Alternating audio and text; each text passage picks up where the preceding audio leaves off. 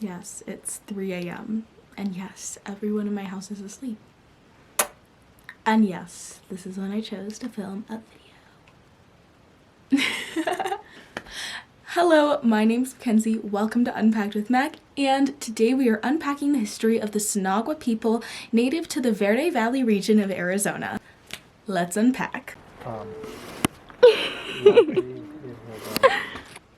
Now, side note, but I'm currently freezing back home in Colorado. But I was not freezing about 2 weeks ago when I took a trip over to Arizona, and I spent a day going up towards the Sedona region of the state. Now, Sedona is known for being a super outdoorsy town with these gorgeous red rock sites and pink Barbie Jeep tours, but that's not what we're here to talk about today. In fact, Sedona is even known for being a vortex town, which doesn't make a whole lot of sense to me, and I would love to do a separate deep dive into that topic. But why I personally wanted to go to Sedona is to visit some cliff dwelling sites and explore the history of the native people of that area. We're going a few miles south of Sedona to the Montezuma cliff dwellings. And I'm saying dwellings plural because there's two different sites that I visited. Really quickly before we unpack, I wanted to apologize if I mess up the pronunciation of any of these words. I am not a native Spanish speaker, and I did not do so hot in Spanish class in high school either. As you drive out of the neighboring town of Camp Verde, you enter a year somewhere between 650 and 1400 CE. Now, why is this timeline so vast?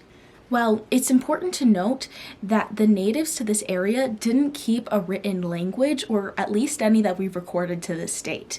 But luckily for me and you, there is now a conveniently named Montezuma Highway leading us to the first dwelling of Montezuma's castle. Now, Montezuma's castle is actually one of the later cliff dwellings, but if you're driving up from the south like I was, it's gonna be the first stop. Since it was a dwelling developed later, it's much more advanced than some of the other dwellings such as pit houses that you'll see later in the video.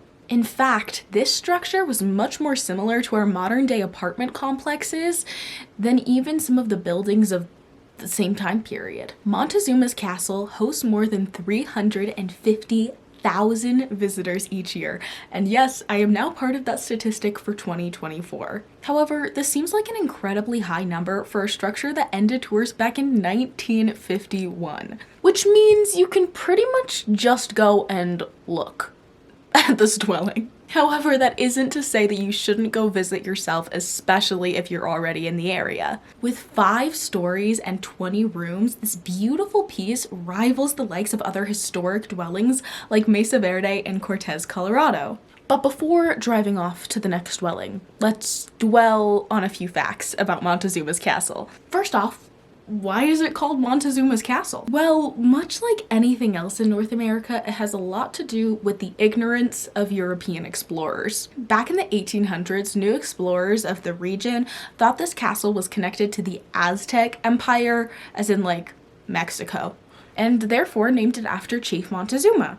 However, this was later proven to be false, and it turns out that that chief was actually born over 40 years after this dwelling was presumed to be abandoned.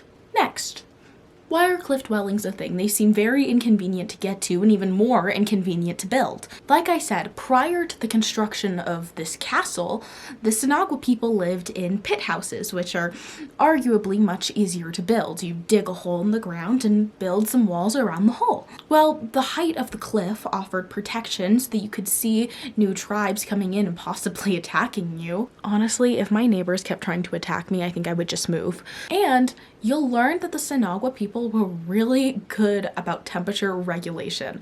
They had that ancient AC and heating system. And the cliff face was directly facing the sun during the wintertime and shaded during the summer. Though in my personal opinion, they just thought it looked cooler, which it totally does. One last thing before we hit the highway, make sure if you visit this spot to travel over to Castle A, which is a secondary structure at the same property where you can see the remains of some old doors, windows, and basically an ancient apartment complex. Shh, but this was actually believed to be bigger than Montezuma's castle at the time that it was inhabited. Luckily for us, the Sinagua people conveniently placed a second site a few miles down I-17. Or did they? While these two structures' names are correlated, it's most likely that their inhabitants were not.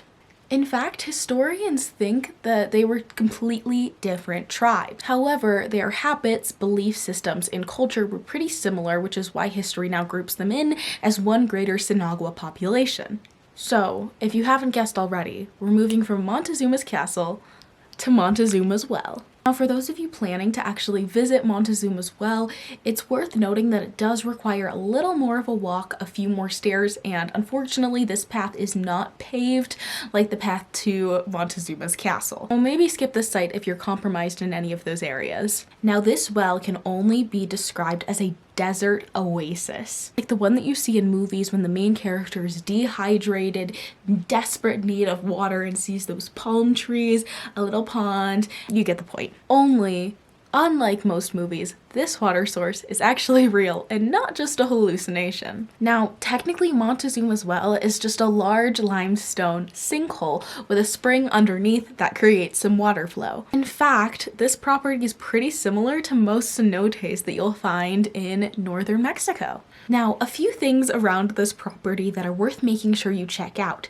including the remnants of some old pit houses I mentioned above, which makes sense because this dwelling was built well before Montezuma's castle. Now, why am I saying dwelling when it's technically just like a large pond? Well, on either side of the pond are dwellings, and these structures are massive. Now, you're only able to see the outside since it's pretty structurally unsound, but they're described as being a honeycomb network of rooms under this cliff face. And similarly to how the castle regulated temperature, one side of the pond was in direct sunlight for the wintertime to stay warm, and one side was in direct shade to keep cool during the summers. However, my favorite part of the visit to either of the dwellings was the stories I heard about some petroglyphs at Montezuma's well.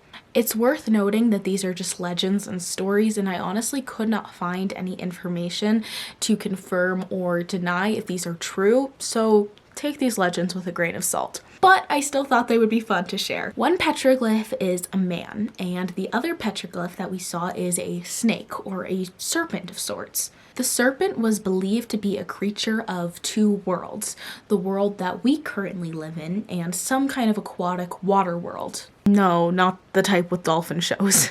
The natives of this area believed that the well was the spot between the two worlds, and supposedly the serpent that lives inside that pond could transport back and forth between the two worlds. Kind of goes with that concept of Sedona being a vortex town. In fact, this well was thought to be the start of all life as we know it, meaning this specific spot was one of the holiest places in the Sinagua's religion, which I find kind of ironic because Sinagua directly translates in Spanish to no water, and yet their holiest place was water. Well, I'm willing to take a wild guess here and assume it's because it's really the only place that the community could access water. If you didn't know, Arizona's kind of a desert, and since living things kind of need water to survive, this pond would have been a source of life of sorts. In fact, the Sinagua used this source of water to their advantage and found a way to pump the spring water into canals and get it to farmland so that they could grow crops and build an agricultural economy. Now, bringing it to modern day, both of these sites are considered national monuments and have been tourist attractions since the early 1900s, thanks to the Black family who gained ownership of the properties. Though national property, the area is associated with the four modern tribes of southern Arizona, the Yavapai, Apache, Hopi, and Zuni.